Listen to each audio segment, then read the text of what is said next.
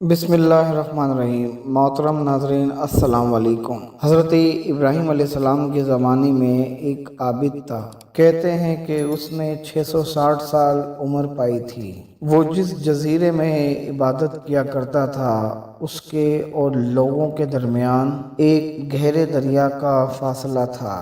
وہ ہر سال اس جزیرے سے باہر نکلتا اور لوگوں کے سامنے آتا اور پھر ایک صحرا میں عبادت میں مشغول ہو جاتا۔ ایک دفعہ اسے صحرا سے گزرتے ہوئے کچھ بھیڑ بکریاں نظر آئیں جو انتہائی خوبصورت تھیں، اور وہ یوں چمک رہی تھیں کہ گویا جیسے ان کے بدن پر روغن سے مالش کی گئی ہو۔ اس عابد نے ان بھیڑ بکریوں کے پاس ایک خوبصورت نوجوان کو دیکھا جو انہیں چرانے میں مشغول تھا۔ وہ ان بھیڑ بکریوں اور اس جوان کا دیوانہ ہو گیا اور اس کے قریب آ کر کہنے لگا کہ اے جوان، یہ بھیڑ بکریاں کس کی ہیں؟ تو اس جوان نے جواب دیا کہ یہ بھیڑ بکریاں حضرت ابراہیم علیہ السلام کی ہیں۔ عابد انسان نے پوچھا کہ تم کون ہو؟ تو انہوں نے جواب دیا کہ میں ابراہیم علیہ السلام کا بیٹا ہوں اور میرا نام اسحاق ہے۔ اس عابد شخص جس کا نام ماریہ تھا، اس نے کہا خدایا، مجھے میری موت سے قبل ابراہیم علیہ السلام کی زیارت نصیب عطا فرما۔ اس کے بعد وہ عابد وہاں سے چلا گیا۔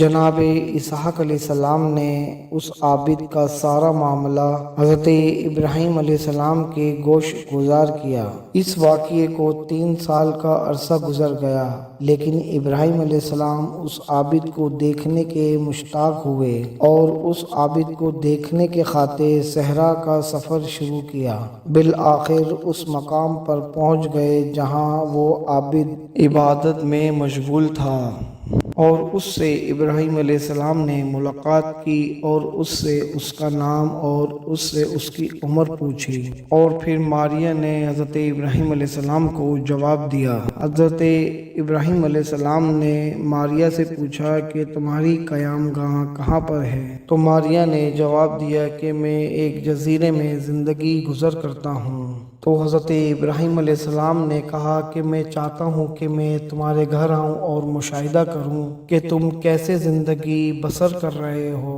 تو ماریہ نے کہا کہ میں کچھ تازہ پھلوں کو لے کر خشک کر لیتا ہوں اور پھر سال بھر انہی پھلوں پر گزارا کرتا ہوں۔ جناب ابراہیم علیہ السلام اور ماریہ وہاں سے روانہ ہوئے اور پانی کے کنارے پہنچے تو حضرت ابراہیم علیہ السلام نے کہا کہ یہاں پر تو کوئی کشتی وغیرہ نہیں ہے، تم کیسے اس پانی کو عبور کرتے ہو اور کیسے اپنے جزیرے تک پہنچتے ہو؟ تو ماریہ نے جواب دیا کہ میں اذن اللہ کی مدد سے سفر کرتا ہوں۔ تو حضرت ابراہیم علیہ السلام نے کہا کہ میں بھی تمہارے ساتھ پانی پر چلتا ہوں۔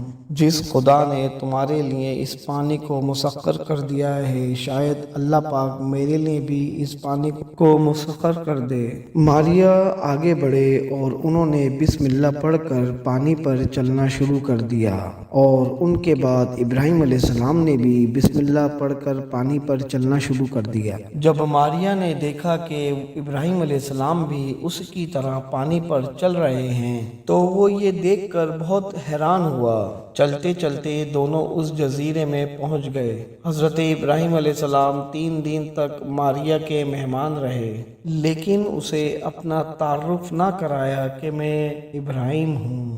ایک دن حضرت ابراہیم علیہ السلام نے ماریہ سے ارشاد فرمایا کہ تم کتنی خوبصورت جگہ پر رہ رہے ہو، کیا تم یہ دعا کرو گے کہ خداوند قدوس کہ مجھے بھی اس مقام پر سکونت عطا فرمائے کہ میں تمہارا ہم نشین بن جاؤں؟ تو ماریہ نے کہا کہ میں یہ دعا ہرگز نہیں کروں گا۔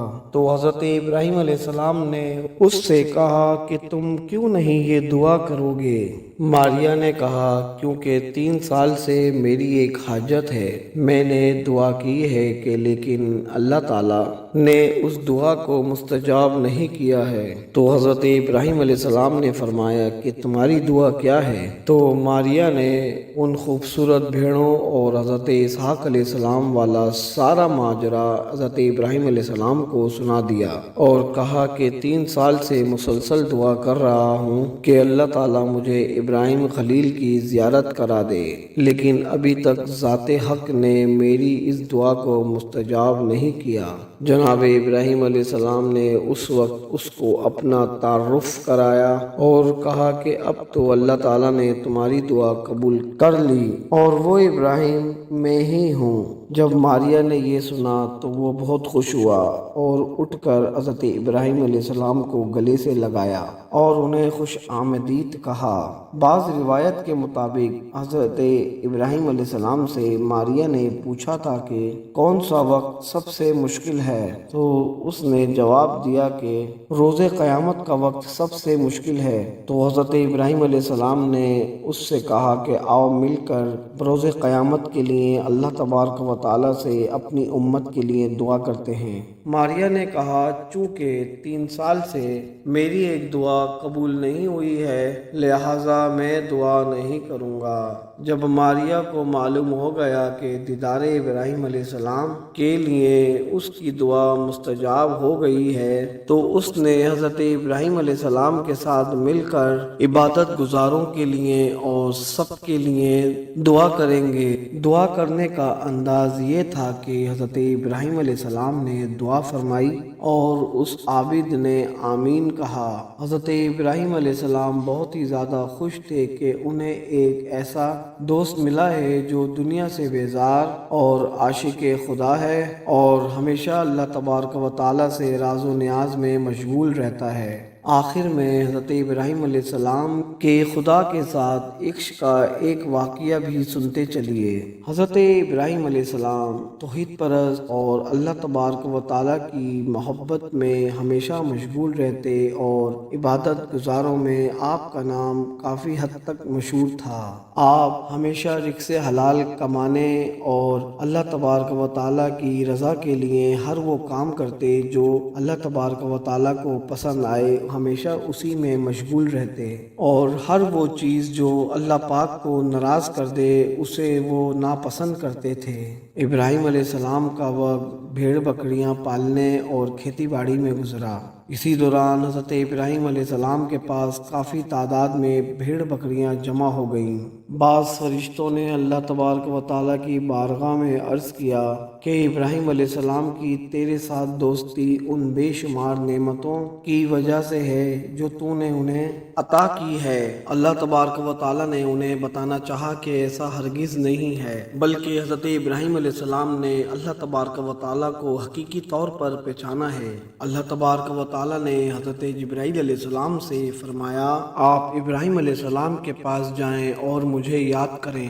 حضرت جبرائیل علیہ السلام حضرت ابراہیم علیہ السلام کے پاس آئے تو وہ دیکھتے ہیں کہ ابراہیم علیہ السلام اپنی بھیڑ بکریاں چلانے میں مصروف ہیں۔ حضرت جبرائیل علیہ السلام نے ایک بلند ٹیلے پر کھڑے ہو کر تیز آواز سے کہا سبوحن قدوسن رب الملائکۃ والروح، آپ کو منزہ ہے فرشتوں اور روح کا پروردگار۔ جب ابراہیم علیہ السلام نے اللہ تبارک و تعالیٰ کا نام سنا تو آپ پر ایک کیفیت سی طاری ہو گئی اور ان کا جوش و جذبہ دیکھنے کے قابل تھا۔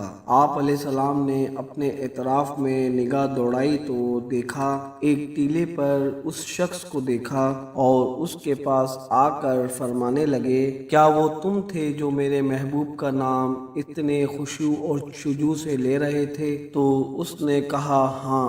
تو حضرت ابراہیم علیہ السلام نے فرمایا کہ کیا تم ایک دفعہ اور پھر میرے محبوب کا نام لوگے؟ میں تمہیں اپنے بھیڑ بکریوں کے ریوڑ کا تیسرا حصہ بخش دوں گا۔ تو اس شخص نے پھر وہی کلمات دہرائے۔ حضرت ابراہیم علیہ السلام نے بے مثل و بے مثال اللہ تبارک و تعالیٰ کے بارے میں یہ الفاظ سنے تو اس قدر لطف اندوز ہوئے جنہیں لفظوں میں بیان کرنا ممکن نہیں۔ حضرت ابراہیم علیہ السلام نے اس شخص سے کہا ایک بار پھر سے میرے دوست کا نام دوبارہ لو، تم اگر ایسا کرو گے تو میں تمہیں आधी भेड़ बकरियां अपनी बख्श दूंगा। तो इब्राहिम अलैहिस्सलाम जो कि इंसान की शक्ल में आए हुए थे दोबारा से वही अल्फाज का जिक्र किया। जनाब इब्राहिम अलैहिस्सलाम ने फिर से उस शख्स से वही अल्फाज दोहराए कि तुम अगर एक बार फिर से वही जिक्र करोगे तो मैं तुम्हें अपनी सारी भेड़ बकरियां बख्श दूंगा। तो उस शख्स ने फिर से वही अल्फाज को दोहराया। तो फिर हज़रत इब्राहिम अलैहिस्सलाम ने फरमाया कि अब मेरे पास और कुछ नहीं है, मुझे अपना आप गुलाम बना ले और फिर से एक बार मेरे दोस्त का नाम अपनी ज़बान पर लाओ। उस शख्स ने अल्लाह तबारक व तआला का फिर से वही जिक्र किया। तो फिर हज़रत इब्राहिम अलैहिस्सलाम उसके पास जाकर कहते हैं, बस अब मैं और ये तमाम भेड़ बकरियां तेरी मिल्कियत में हैं। तो उस वक्त हज़रत जिब्राईल अलैहिस्सलाम ने अपना तारुफ करवाया और कहा कि मैं नबी अल्लाह में जिब्राईल हूँ, मुझे आपके साथ दोस्ती करने की कोई ज़रूरत नहीं है, क्योंकि हकीकत ये है कि आपने दोस्ती खुदा की मराहिल की हद कर दी है। लिहाजा मुनासिब है कि खुदावंद मुताल आपको